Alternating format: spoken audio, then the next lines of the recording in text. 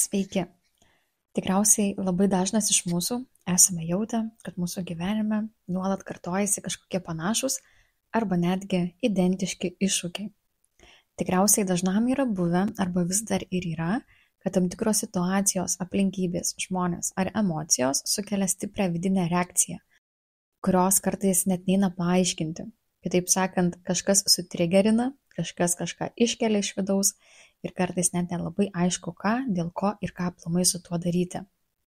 Kalbu apie pasikartojančias gyvenimo pamokas, kurias dažnai būna sunku išmokti, nes yra sudėtinga net juose susigaudyti, todėl jos kartojasi vėl ir vėl. Pasikartojantis gyvenimo modeliai, pasikartojantis ciklai gali būti susiję su tuo, ką psichologai ir dvasiniai mokytojai vadina šešėliu. Vidiniai šešėliai tai yra mūsų pasąmoninė dalis, kurioje slypi neigiamos emocijos, baimės, neišreikšti talentai, kažkokios nerealizuotos svajonės, norai, troškimai ar net ir teigiamos savybės, kurių pasąmoningai bijom, nes turim pokyčių arba net pasisekimo baimę. Tai yra mūsų asmenybės dalys, kurias mes nesąmoningai atmetam ar net slopinam. Tačiau šitos užgniaužtos dalys šiaip sau niekur nedingsta. Jos vis kažkaip iškyla, vis kažkaip pasireiškia, vis kažkaip duoda mums apie jas žinoti per kokius nors pasąmoninius įpročius, destruktyvius elgesio modelius, vidinius konfliktus ar net ir fizinio kūno simptomus. Tarkime, jeigu vaikystėje buvot labai jautrus vaikas, bet suaugę jūsų aplinkos žmonės jūs mokė nebūti verksniu, gali būti, kad dabar sunku išreikšti savo emocijas ar pasirodyti pažeidžiamam. Tai yra jūsų šešėlio dalis, kuri nuolat jums apie save primena, nes ji laukia, kol ją pripažinsit ir integruosit. Darbas su savo šešėlinė puse tai yra viena iš giliausių saviugdos ir vidinės transformacijos metodikų. Ši metodika leidžia susitikti su savo vidinėmis baimėmis, išmokti jas priimti ir transformuoti į įgalinančią stiprybę. Tai procesas, kuris gali išlaisvinti nuo vidinių limitų, ribų ir leisti sau tapti autentiškesnę savo versiją. Pats procesas tikrai nėra lengvas, tačiau jis yra vienas iš galingiausių vidinės transformacijos įrankių.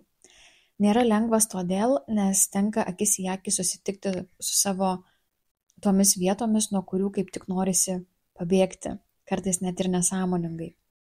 Tačiau, kai mes susitinkam su savo vidiniais šešėliais, nustojam prieš juos kovoti ir vietoj to pradedam juos integruoti į savo sąmoningą gyvenimą, tampam laisvesni, autentiškesni ir stipresni. Vidiniai šešėliai susiformuoja, kai dar vaikystėje pradedam mokytis, kas yra gerai ir blogai, remdamiesi būtent aplinkinių tėvų, mokytojų, visuomenės vertybėmis. Tada kai kurios mūsų emocijos ar elgesio modeliai yra atmetami. Tai reiškia, kad mums yra sakoma, kad pykti, verkti ar išreikšti save tam tikrų būdų yra nepriimtina. Mes išmokstam slopinti savo dalis, kurios netitinka tų socialinių normų ir laiku bėgant šios neišreikštos dalys nugrimsta į pasąmonę ir tampa šešėliu. Šitas šešėlis tampa bloku arba tampa tuo, ką vadinam pamoka ir veikia įvairiose situacijose.